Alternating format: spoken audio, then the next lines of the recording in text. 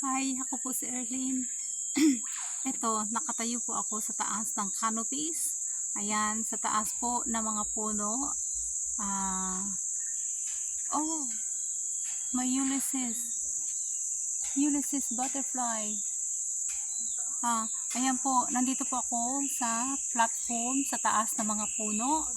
At sa aking paligid, ayan po, rainforest. 'Di ba ang ganda-ganda? Ayan, papasyal-pasyal. Ganyan po ang beauty.